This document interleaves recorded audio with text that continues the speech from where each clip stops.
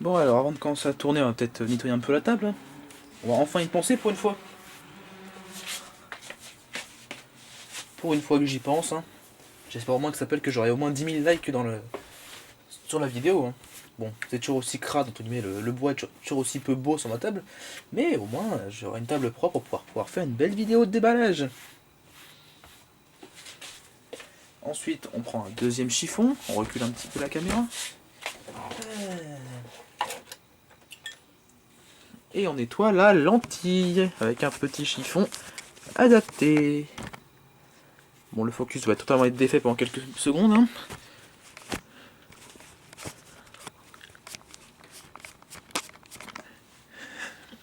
Je sais pas ce que ça donne. Je sais pas si ça amènera quelque chose, mais au moins, là, j'ai tout fait. J'espère au moins que ça plaira à tout le monde. Regardez-moi ça. Une poussière sur la table. Une lentille qui est propre. Alors là, s'il n'y a pas au moins 10 000 pouces verts, je sais pas quoi faire.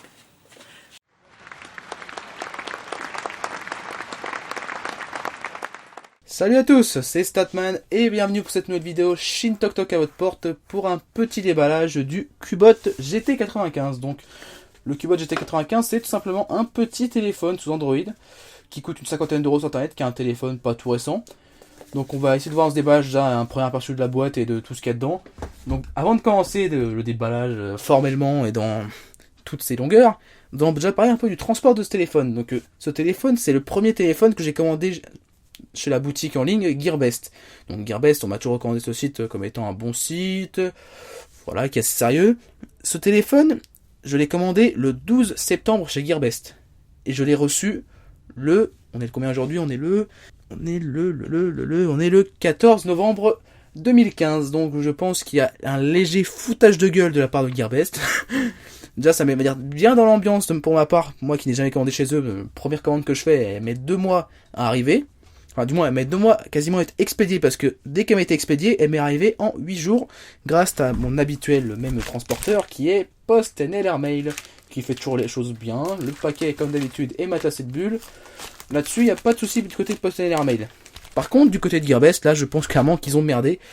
Et, je dois dire, de mes yeux, ils prennent déjà un bon carton rouge par rapport à ça. Mais bon, on va pas s'attarder sur Gearbest, le téléphone est arrivé, enfin, et on va pouvoir enfin le tester. Alors je vais pas vous mentir, j'ai beaucoup de choses à tester en ce moment, j'ai pas mal de téléphones qui sont sur la table, un truc comme qui dirait, qui attendent d'être testés. Donc ce téléphone là, je pense que vous aurez la vidéo de test d'ici un petit moment, vous attendez pas à l'avoir tout de suite. Donc pour ce qui est de la boîte du téléphone, qu'est-ce qu'on peut voir déjà? On peut voir, ça s'appelle à l'avant la marque Cubot, avec un visuel du téléphone, un visuel en fait qui montre limite que le téléphone serait très perfectionné, on voit à peu près l'intérieur tel qu'il serait, avec un petit appareil photo, avec les ports pour les cartes SIM et cartes SD, la batterie. Il y a un petit effet de style, c'est recherché, c'est sympathique, ça change de l'habituelle boîte avec le téléphone en fonctionnement. C'est original, en plus il y a bien marqué le nom du téléphone, GT95. Donc sympathique, c'est assez original. À gauche, on a juste la marque Cubot. Derrière, on a des spécifications que nous allons tout de suite détailler. Alors, il n'y a pas le français derrière, donc nous allons aller au niveau de l'anglais. Alors, je vois qu'il y a... Est-ce que c'est de la crasse qu'il y a sur ma caméra? Putain, pourtant, je l'ai nettoyé juste avant d'être... Ah non, c'est pas de la crasse, c'est de la lumière. Autant pour moi. Donc, pour ce qui est des spécifications, on est sur un écran de 4 pouces en définition 800 par 480. Donc, c'est assez faible, on va pas se mentir là-dessus. Mais pour un écran de 4 pouces, ça devrait être convenable, surtout pour le prix de 50 €. À l'intérieur, c'est surtout ça qui m'intéresse, il y a un SoC MT6572, donc qui est un SoC dual-core, enfin un processeur de calcul dual-core 1,3 GHz. Donc ce processeur-là, je ne l'ai jamais testé encore. C'était vraiment pour ça que je voulais acheter ce téléphone, parce que je voulais trouver un MT6572 pas trop cher. Et là, c'est relativement peu cher, à 50 € environ.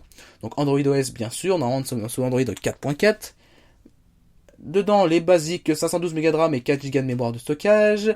Ce téléphone fait la 2G française en GSM 900, il fait la 3G française dans sa bande 2100, mais la marque nous annonce de ne pas faire le WCDMA 900. Ça pourra peut-être être problématique, mais on reverra ça pendant la vidéo de test. Qu'est-ce que nous avons d'autre aussi? Nous avons le support pour une carte micro SD allant jusqu'à 32 Go. On verra si c'est réellement le cas, parce que étant donné que je n'ai que des cartes 64 Go en ce moment, si ça marche pas, ce sera 2 Go de mémoire supplémentaire. Ce qui m'emmerderait un peu, c'est que j'ai que des cartes 64 Go d'un côté et une 2 Go de l'autre, parce que je n'ai plus rien entre deux, parce que les cartes ont malheureusement grillé entre deux. On verra ça pendant le test. L'appareil photo, alors ça c'est vraiment ce qui m'intéresse aussi sur ce téléphone, c'est d'avoir un bon appareil photo pour le prix. Normalement, nous avons un appareil photo de 5 mégapixels à l'arrière qui, si je me souviens bien, a un autofocus. On en parlera pendant le test. Et un appareil photo frontal de 1,3 mégapixels. Bon, normalement, ces deux appareils photo sont interpolés. On verra ça pendant le test au niveau de la qualité. On voit que Qbot avec le blablabla Qbot. Sur le côté, nous avons des étiquettes pour nous dire que celui-ci est en couleur blanche. Donc, espérons qu'ils ont respecté ma demande, parce que j'avais bel et bien demandé un téléphone blanc. Donc, les langages, c'est Android, il n'y a pas de souci. Chargeur européen, intéressant. L'étiquette de Gearbest, la marque Qbot. Plus rien autour. Et nous allons en fait retirer le fourreau qui est au-dessus de la vraie boîte du téléphone. Donc, comme vous voyez, voilà, un petit fourreau. C'est vraiment un effort sympathique pour un téléphone si peu cher. Bon, au moins, on va dire que Qbot a fait sa part du boulot pour ça. Allez hop, on laisse le fourreau ici. Et nous allons déballer le téléphone. Hop, on le soulève et hop. Le téléphone est au-dessus. Alors déjà, chose que j'ai pas faite là, mais que je vais vous faire entendre. Ça casse dans la boîte, donc je sais pas si Qbot a fait vraiment des efforts par rapport à la disposition à l'intérieur, c'est ce que nous allons voir. Au-dessus, nous avons le téléphone dans une pochette à bulles, donc la pochette à bulles on la retire, et le téléphone est, en fait, il est emballé bizarrement. D'accord, donc excusez-moi, en fait, il y a la petite coque en silicone qui est donnée par la marque, bon, c'est sympathique, et la coque en silicone qui est hyper dure à défaire, merde. Ah, on y arrive. Donc une petite coque en silicone toute basique. Bon, c'est sympathique, c'est un petit effort de la marque.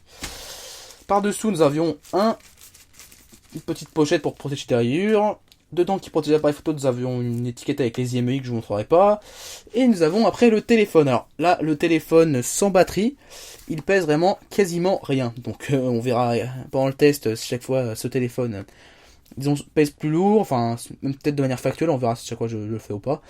Le design est sympa, donc j'ai fait exprès de le prendre en blanc parce que sinon il était en noir tout basique. Et là, nous avons une couleur blanche avec des teintes de bleu. Donc nous avons du bleu ici pour la marque Qbot, du bleu au niveau de l'appareil photo. Un cerclage bleu tout autour sympathique. Alors clairement, le design du téléphone fait pas du tout entrée de gamme, enfin en tout cas low cost. C'est vraiment sympathique, donc on verra ça pendant le test, si chaque fois ce téléphone vaut vraiment le coup. A noter que le téléphone est aussi livré avec un protège-écran de base sur le téléphone. Enfin, on va vérifier. Je vois qu'il y a une étiquette 1, voyons si chaque fois ça retire un protège-écran de transport. Oula. Et ben le téléphone, ça fait tellement longtemps qu'il attend d'être livré que le protège-écran ne veut même plus se défaire. Ah là là là là.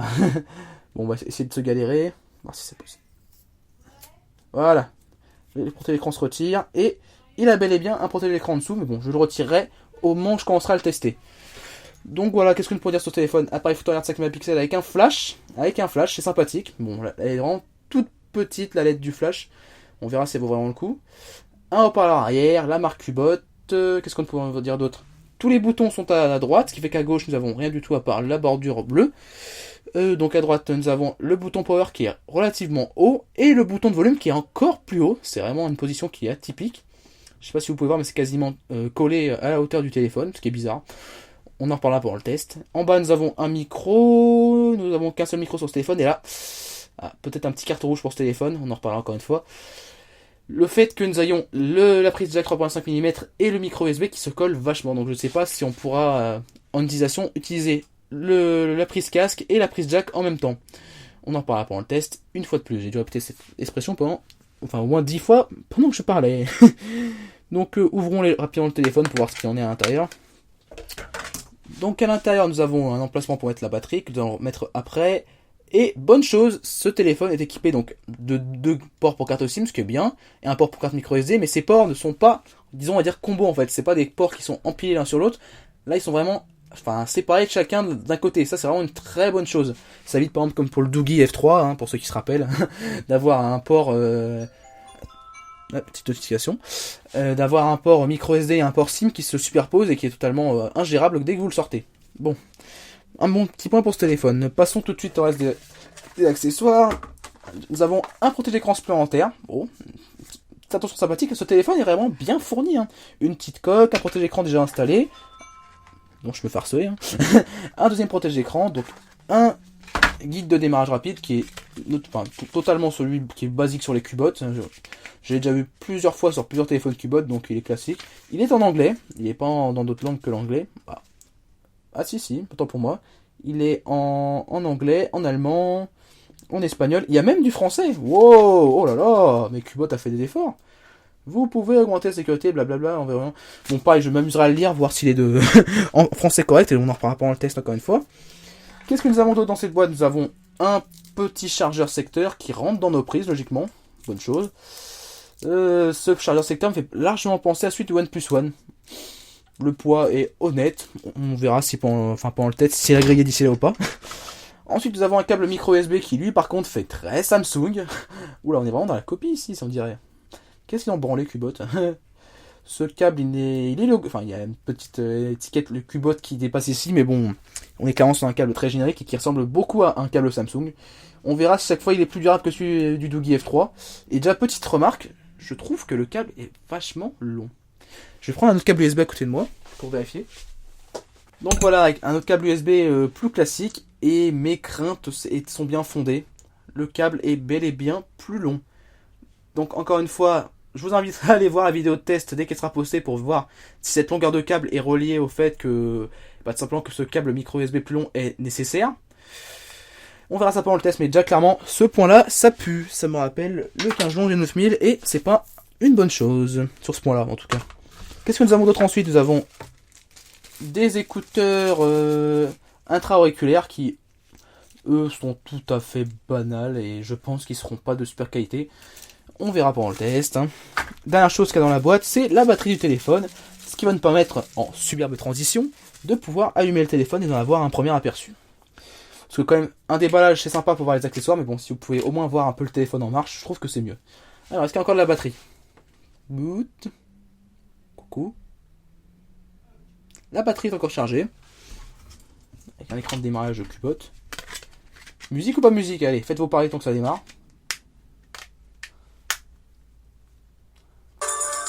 Wow. Alors je ne dirais pas musique de démarrage, je dirais carrément agression sexuelle là. D'une, le haut-parleur doit être à fond, et deux, la musique elle est un petit peu too much, j'ai envie de dire. Enfin bon, allez, ça démarre. On est sur Android 4.4. Alors, oh là, déjà le messaging, cool. Carte SIM Bits Unplugged, normal. Ouh, il y a du thème. Ouh là là, il y a du thème. On verra si cette fois ça on comprend pas. Bon. Le son a l'air à fond. Et il l'est. Ouh là là. Le haut-parleur est fort, il n'y a pas de souci là-dessus. Hein. Donc on va aller déjà dans les paramètres, vérifier si c'est bien Android 4 qui est dedans. Parce que dans mes souvenirs, ce téléphone était à l'origine sur Android 4.2.2. Ouh là. Alors, Android 4.4.2, donc logiquement c'est confirmé. Voilà, KitKat. Voilà, KitKat. Et alors il y a marqué il y a marqué Wireless Update, on y croit trop. Bien sûr, il y a des mises à jour pour ce téléphone, c'est logique. Hein. Donc le langage français, oui. Il y a le français. Le clavier, c'est le clavier Android stock, Android AOSP. Donc clavier classique. Bon, une première impression sur ce téléphone qui, somme toute, oula, déjà premier rechargement de launcher. Ah, c'est normal. Toi pour moi, c'est normal, c'est pour remettre le téléphone en français. Donc le téléphone est relativement fluide pour l'instant. Donc peut-être que le MT6572 se révélera une bonne surprise pour moi. C'est un processeur vraiment peu puissant, c'est même le téléphone avec le processeur le moins puissant que j'ai pu tester jusqu'à ici. On verra s'il correspond à mes besoins. Donc on va déjà faire un petit tour au niveau de l'appareil photo. Donc pour l'instant c'est fluide, on verra comment ça s'appelle quand j'aurai mis mon wifi, mes applications, tout ça. L'appareil photo, est-ce qu'on peut déjà avoir un premier aperçu? Il semble qu'il y ait réellement un autofocus. Bon, le flash est ridicule, à ce que je vois. Faille s'attendre. Alors, comme vous pouvez voir, ça s'appelle, c'est que quand je fais le focus sur quelque chose, la caméra grossit et dégrossit. Bon. Un premier petit bug. Oula! Et je pense que dans les paramètres développeurs, ils ont activé la vitesse accélérée du firmware. Et la photo est loin d'être dégueulasse. Hein. Bon, peut-être un appareil photo qui est utilisable. On verra ça pendant le test. Vraiment, je pense que c'est vraiment le résumé de cette vidéo. C'est, je vous dis des choses, mais on verra pas en le tête si ça se confirme ou pas. Donc, on va aller voir au niveau, ça s'appelle des paramètres. Parce que les paramètres développeurs sont activés, bizarrement. Alors. Non, pourtant les échelles d'animation sont à 1. Donc, Qbot aurait modifié le firmware. En tout cas, l'appareil photo Google, enfin, l'appareil photo d'Android stock, pour le rendre plus rapide. Oh non, à téléphone, c'est pas ça que je veux. Galérien, force. Bizarre. Je vais essayer une nouvelle photo. Ouais, ça prend en fait la photo Spirit et ça avance comme ça. Bon, on verra pendant le test. Donc voilà, c'était la vidéo de déballage du Qbot GT95, un petit téléphone qui a pour but, et je vous le dis tout de suite, c'était mon but à l'origine et ça restera pour la fin, c'est pour voir si on peut avoir un téléphone qui puisse aller chatouiller le Lenovo A399, qui est pour l'instant est ma référence au niveau de 50 € et moins. Donc voilà, on en reparlera pendant le test, une fois de plus. Je vous remercie d'avoir regardé cette vidéo, donc si vous l'avez aimé, n'hésitez pas à mettre un petit pouce vert. Si vous ne l'avez pas aimé, mettez un pouce rouge, faites-vous plaisir. Hein. Et surtout, si vous ne l'avez pas aimé ou si vous l'avez aimé, n'hésitez pas à commenter cette vidéo pour me dire ce qui va pas. Si chaque fois vous aimez ces déballages, chaque fois vous voulez carrément que je les supprime et que je les intègre à la vidéo de test, c'est possible aussi, vous pouvez me le dire. Et ça peut être une solution viable, je pense. Dans tous les cas, j'ai du boulot. Je vous dis à très bientôt pour une future vidéo. Allez, salut!